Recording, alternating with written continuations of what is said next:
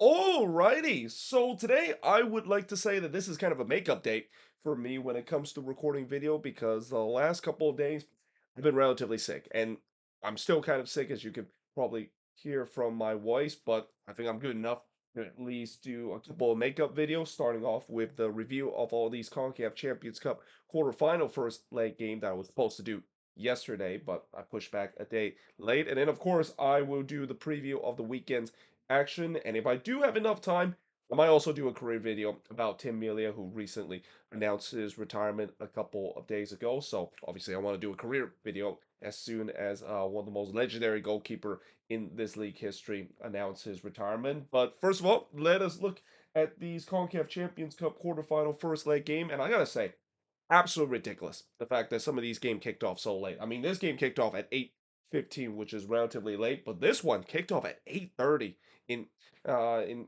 in the West Coast. I mean, that's just ridiculous time. There's never been a game that I watch, whether it's an MLS or a CONCACAF Champions Cup game that kick off that late. I have no idea why CONCACAF decided to kick off these game relatively late, and because these game kicked off so late, there was just absolutely no chance for me to do the review after these game was finished. I mean, there's no way I'm doing a review like at 11 p.m., especially on a work day when I have to go to work the very next morning at 6 in the morning. But that being said, let us begin with the first of three games, and we start off with the Galaxy versus Tigres, and yeah, that was a game. I'll just say, I mean, it was a game where when I look at the stats, I was kind of a little bit surprised of how high the amount of shots that there was because, yeah, for the most part, this was just kind of one of those dull game where, if you're the Galaxy, I mean, on one hand, yes, you shut down this Tigres team that obviously they have some high attacking potence, but at the same time, you didn't get that goal that you need to, and now you're definitely up against it. When you go down to Alvocan and go down to Mexico looking for a resort. Now in the first half, the first shot of the game, see Antuna overhead kick goes wide before Bernetta hits it right to McCarthy. Tigres definitely started well, and the Galaxy definitely looked wobbly at the back early on. And again, coming into this game, with the way that how the Galaxy have started this season, I didn't really have a lot of hope that they were going to do something good, and that's even with Painso back in this team. This team still looked like they're struggling coming out of the gate, and early on, it looked like Tigres was going to pounce on the Galaxy early on. Though the shots were 2-0 early for Tigres. The first shot of the Galaxy did see Peck had a shot that was deflected and goes wide. There was a shout for a penalty for the Galaxy not given. The Galaxy, I thought, did start to get into this game and started to control this game as well while limiting Tigres' chances on the other hand. So this was kind of an example where the Galaxy didn't start on time, but eventually got into this one. McCarthy then denied Imbanians from close before Fagundes puts it wide from long range in the 43rd minute. But we do head to halftime scoreless between both of these teams. In the second half, Galaxy with most of the possession early on, but not much really happened at least early on this one. Joey Keane would puts it wide on the free kick. The shots were 10-free for Tigres up to this point, as the Galaxy still have yet to register a shot on goal 62 minutes in. Well, that changed in the 65th minute when Parente would get the first shot on target for the Galaxy, but he hits it right to Guzman before Zonka would hits it right to Guzman. And there's no doubt that this is when the Galaxy started to be the most threatening up to this point. They were looking to try to get that crucial goal to take the lead heading down to Mexico. And there's no doubt that Tigres is starting to play for a nil-nil draw. And this is not a big surprise when we see Liga MX's team go on the road against MLS team. They're going to play for that nil-nil draw, especially when they're playing on the road in the first leg, take their chances on home soil, which has pretty much worked out for them most of the time when they play MLS opponent, if not almost every single time that is. McCarthy then denied Herrera, but he did give up a rebound there and was very fortunate to get on the second attempt. We then get some coming together between both of these teams because it's an MLS versus the MX's matchup. You're going to have some heated exchange at some point of the game. And then in the 90th minute, Zora would puts it over from close range, and yeah, in the end, it finished in a nil-nil draw in this one. So the good news for the Galaxy, at least, is the fact that they didn't give up an away goal. The bad news is now they have to go to Alvoca to get a resort, and pretty much will have to get at least a win or even a score draw, which is definitely not easy to do. on the road. But the shots in this one, again, for a game that was relatively boring, it was a big surprise the fact that I saw there was 17 shots compared to 8 that the Galaxy had. This is according to the MLS website. That is the I didn't check out the CONCACAF website. It might be a little bit different, but 4 shots on goal for the 2 that the Galaxy had, 1 shots off target for the 5 that Tigres had, 7 shots that was blocked for the 4 that the Galaxy had, and possession-wise, 54% possession compared to the 46% possession the Galaxy has in this game. Now, moving on, in the next quarterfinal, we got the Vancouver Whitecaps versus Pumas, and this one hurts. I mean, we talked about before with Free Space's disappointment in terms of MLS team in the CONCACAF Champions Cup, and I know this is only the first leg, and we know Vancouver, we saw in the last leg or in the last round where they were able to win their matchup against Liga MX team on the road, and there could be a chance where Vancouver can still do that against Pumas, especially the fact that they look really good in this game against Pumas. But what has been the problem for the Vancouver Whitecaps, at least, but besides that second leg game against Rayados against Liga MX team? They have not been clinical enough in front of goal, and it's shown once again in this one. And that, yeah, what's even more heartbreaking is that the goal that they conceded was just an absolute banger by a former Houston Dynamo player. In the first half, Berhalter would put it wide as that was the game first shot. The Whitecaps were on the front foot. They were pressing for early for the opener. The shots were 1-0, 20 minutes in. So yeah, despite the fact the Whitecaps were definitely pressing for the opener, they really failed to create a lot of chances against this Pumas back line. Durante puts it wide on the header as that was the first shot for Pumas. There was a shout for a penalty for Pumas not given. Padilla then palmed on Campo, dangerous cross away, and then he came off his line inexplicably and didn't get to it, but he is very fortunate that it took a fortunate that goes right back to him. There was a couple of times the Pumas goalkeeper kind of came off his line inexplicably. I mean, he was really uncomfortable in this game when it comes to coming off his lines, and this is where if you're the Whitecaps, you got to take advantage of those chances. And for the most part, they really did throughout this game. Again, the Whitecaps were knocking on the door. They were looking for the opening goal.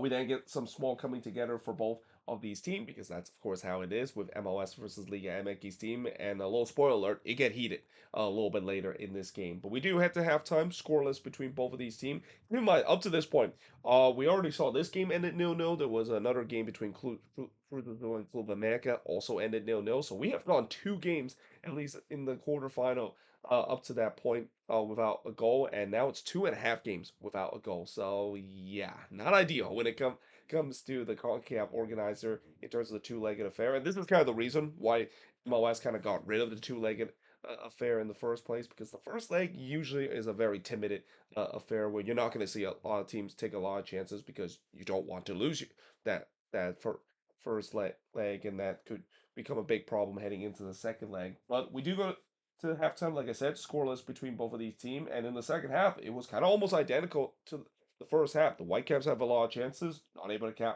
capitalize because of the final third problem. And then in the 54th minute, this is when the lights basically decide to go goal scoring mode. So you know how whenever we see teams score a goal, they have like the flashing lights, kind of like a nightclub kind of vibe. Yeah, it started to happen, and obviously it won't be the first time it happened. It actually happened a lot in this game to a point where are we going to have a game where I'm just worried that if there could be a situation where there's a shot coming in and then the lights just kind of come out inexplicably and then yeah, that could be a problem in this game. But in the 55th minute, there was a shout for a penalty for the Whitecaps not given.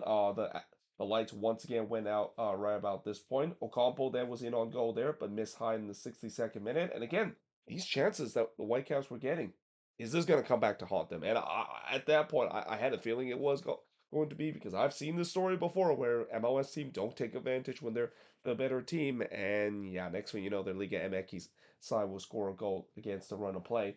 Um, but in the 64th minute, Caicedo would puts it right to Taco Cup, and once again the lights went out in the 67th minute, but this time actually stay out for a couple of seconds before they could get it on once again. Now, fortunately, this would be the last time that this, of course, happened, and thankfully that is the case because it was kind of getting a little annoying to see the lights just kind of go on and off in the stadium. But what is not annoying is what happened in the 71st minute when Vancouver finally got their deserved 1-0 lead. And who else but Brian White? He's been the man when it comes to scoring clutch goal for the Whitecaps. We saw it in the second leg against Rioto, scoring that race to basically win them the tie. And here he is again scoring the goal. Though again, I didn't really check back on the CONCACAF website to see whether or not if this is actually a goal on Brian White because there was just a mad scramble in the box. I don't know if it maybe took another deflection off of a Caps player, but they said that's a goal for Brian White. And the Pumas player was also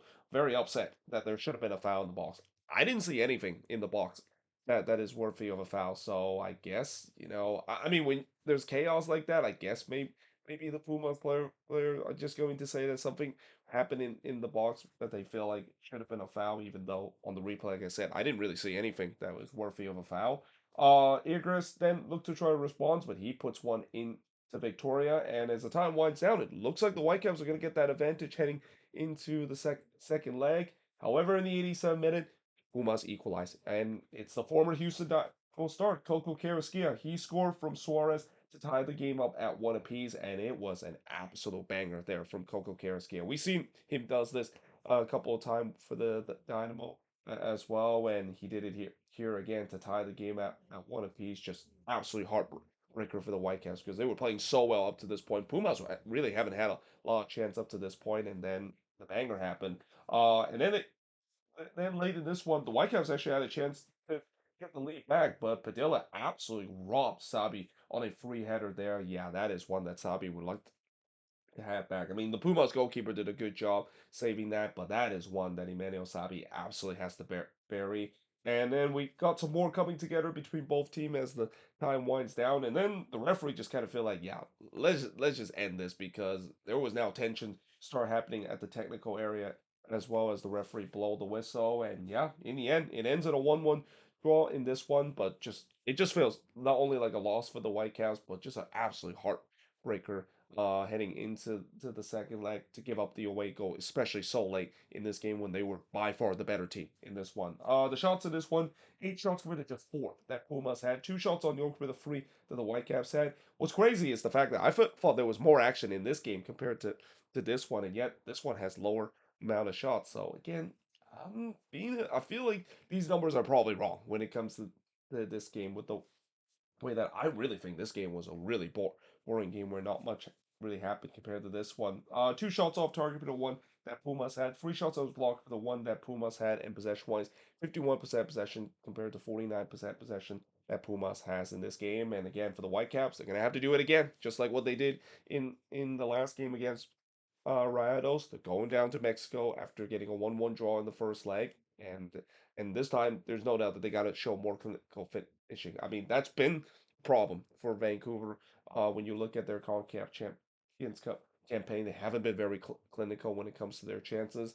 They're gonna have to do it now, going down to Mexico against a Puma side that I do think that the Whitecaps could definitely beat this Puma side. There's no doubt that this Puma side is not as strong as Rayados. Looking how they play in the first leg, but that could be very deceiving because we've seen before where MLS team can look really good and look head and shoulder above against the Liga MX team play at home, and then the Mexico game happened, and that could be a different story. But hopefully for the Whitecaps, it's going to be maybe be a repeat of what we see in the last round where they could pull off another stunning upset to move on into the semifinal. And if they do so, they of course will be playing the winner of LAFC versus Inter Miami. And I actually got the score wrong here.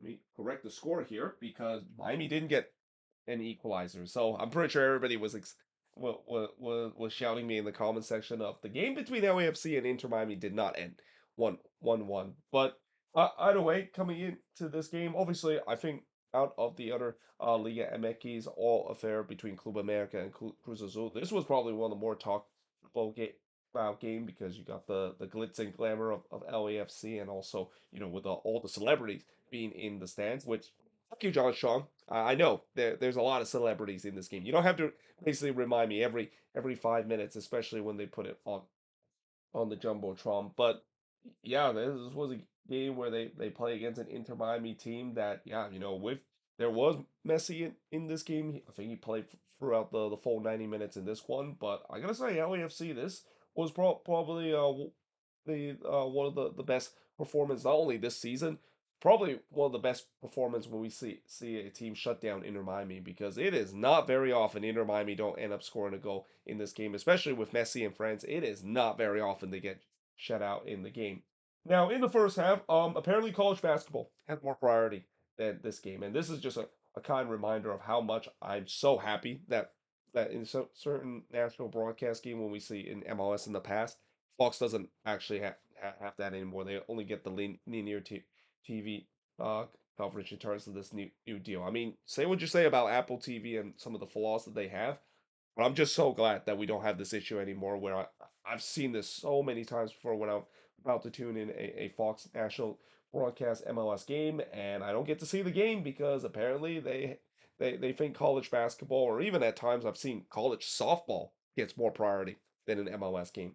That is. But early on, surprisingly, Miami has all the possession as LAFC was definitely on its heels early. Messi would put it over the wall on the free kick. Miami definitely was on top early on. But then this is where we saw some controversy in this game. So Miami feel like there should have been a red card here, where there was an off the ball situation between Falcon and Ordaz, and it looked like Ordaz swing his arm to Falcon there. Now, obviously, Falcon kind of exaggerated there a little bit, but still, I mean, that's kind of a definition of violent contact. But as we know about when we see it in the CONCACAF level, yeah, there's been some very inconsistent interpretation in terms of violent conduct. So they go to VAR to this, and normally when that, of course, happen, usually it's always going to be a red card, but instead, VAR says nope. They give Ordaz a yellow card here. And again, I think this is just another example of how in CONCACAF, in terms of the refereeing and the leeway, is definitely more compared to what we see in MLS. Absolutely, if this was in MLS, it's a red card. Ordaz would not be on the pitch anymore after this sequence. And I think the other thing I will also say about this sequence, they didn't show us exactly the full sequence. They only showed the sequence when Ornas basically inexplicably decided to swing his arm or Falcon face deliberately. So I don't know what exactly led to the beginning of that sequence, other than the fact that John Strong did and Stu Holden did mention the fact that they were really going at it. Both of those guys for this game. But like I said, in CONCACAF, we have seen this before where there's more leniency, especially I wouldn't say just leniency, but almost like kind of a screw job that is happening. Though I think this is the first time this has happened in an all MLS matchup. Usually, I would see MLS team get screwed over by a CONCACAF, a non-MLS CONCACAF opponent with that sequence. But yeah, again, if this was MLS, absolutely that's a red card. And if this is but because this is CONCACAF, and also I think the reason why they don't want to give a red card is because it's such a massive kind of two-leg affair. They don't want to have a red card to kind of ruin the rest of the game. So yeah, Fernaz very lucky the fact that he only gets a yellow, and that would come up to be big for LAFC later in this game as well.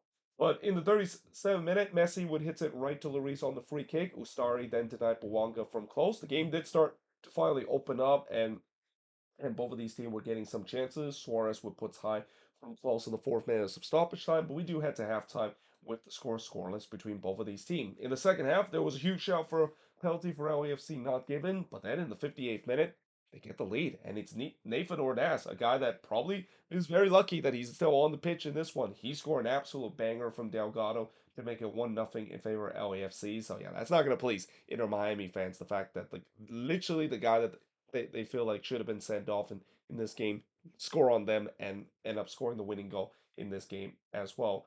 There was also another chance, or no, in the 62nd minute, Long had another chance for LAFC, but he heads this one wide. The shots were 8-4 for LAFC. There was no doubt LAFC were the better team in the second half, and Miami just kind of didn't look like themselves. And this is the thing I'll say about Inter Miami, and similar to what we saw in last year's version. I mean, of all the time I always lament about LAFC not showing up in big games. I mean, for Inter Miami, it's kind of started to get to that point too. In some of these big games, they just simply don't show up. And in this one, I mean, I know it's on the road and it's against a team that has a really good home record, but with Messi and friends, I mean, this was just a very lackluster kind of performance. Probably one of the worst performances I've seen Inter Miami play with Messi and friends involved. In the 64th minute, Tillman had a shot that was clear off the line by Falcon, and then Falcon would heads it right to Lloris in the 68th minute. We then had some coming together between both of these teams as Busquets and Unda exchange some choice words with each other. Something tells me Unda is probably still reminding Busquets that, yeah, remember that 2018 Roma versus Barcelona game in the Champions League? Yeah. Yeah, he's definitely going to try to rub that one in because we remember what happened in that game with that famous upset that Roma had against Barcelona in that 2018 Champions League knockout game. But in the 75th minute, Tillman would put it wide from long range. And also, just another note to that reference, Cengiz Under actually scored in that game against Busquets and Barcelona team that had those Barcelona players like Messi and Suarez. But in the 75th minute, Tillman puts it wide from long range, and not only the fact that LAFC wants a second goal, but you just gotta have to feel like not only that, they need to also prioritize to make sure that this is a clean sheet. They do not want to give Miami an away goal and give them some hope heading into the second leg. Messi would then puts one into the stands in the 80th minute. Again, just it feels like it was a very off night for Messi, which is something that you usually do not say about the GOAT.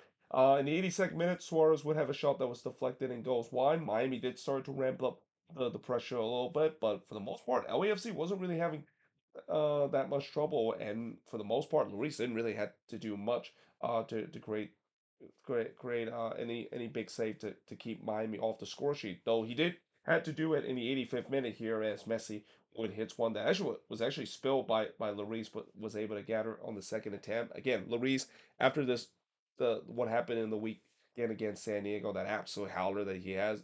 I mean, it's no surprise the fact that his confidence is not at its highest. And this is kind of also why I'm kind of surprised Miami didn't really test him more because you know that his confidence is not very high after what happened this weekend. So why not test him more from long range and really force Lloris to make those big save? Messi would then puts it over on the free kick in the 5th minute of stoppage time, and yeah, that was the last chance of the game as LAFC they get the 1-0 win against Miami. They get the advantage heading into the second leg, albeit it's a very slim advantage. Shots in this one, 14 shots for the 10 that Miami has. 3 shots on goal for the 4 that LAFC had. 4 shots off target for the 5 that Miami has. 2 shots that was blocked for the 6 that LAFC had. And possession-wise, 59% possession compared to 41% possession that LAFC has in this game. And there's no doubt that LAFC would be very happy with this result, but I'm pretty sure they know, and Steve Cherundolo will make sure of this for ever players on this team after this game.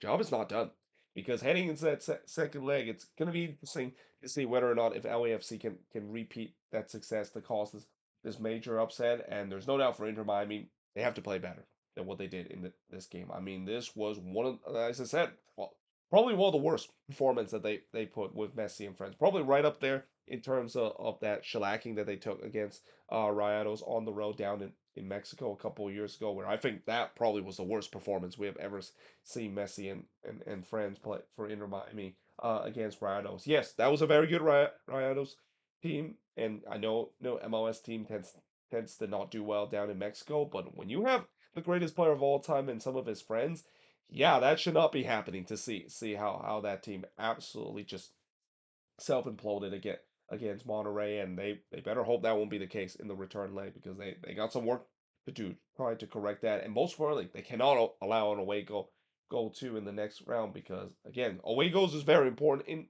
in this competition. It's one of the last cup competition, one of the last Continental Cup competition that has that away goal rule, whether you like it or not. And like I said, for Inter Miami to not get that away goal, that hurts even more than them now have to absolutely win the next game, be able to have a chance to move on to the next round, and make sure not to give up multiple away goals to lose out on the away goal tiebreaker heading into the second leg.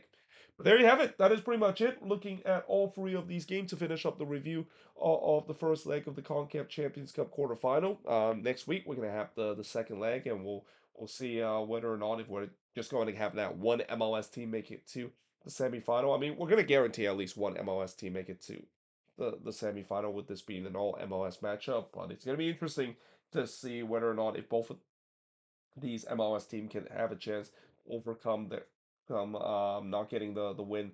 They have to get a resort down in Mexico to move on into the next round. I'm not gonna just say that both of these teams don't have a chance because remember how I said that with Vancouver against Rayados? Yeah, that happened. So I'm still gonna give the chance for the Galaxy to get a resort against Tigres, albeit it's almost an impossible task when they have to go down down to literally one, if not the toughest place to get a resort for an MLS team down in Mexico. And then Vancouver, again, they did it before against Rayados, albeit it wasn't actually in Rayados' backyard, but it's still in Mexico. And we'll see whether or not if they can do it against Pumas, where we have seen before where MLS team has been able to get resort down in Mexico against Pumas. I mean, Seattle did it a couple of years ago in the final of the CONCACAF Champions Cup, and we'll see whether or not if Vancouver can do exactly that. But there you have it. That is pretty much it when it comes to look at these freak games that happened in the first leg of the CONCACAF Champions Cup. Like I said, hope you guys enjoyed this video. If you do, make sure you guys like, smash the subscribe button, and yeah, I of course will see you guys next time.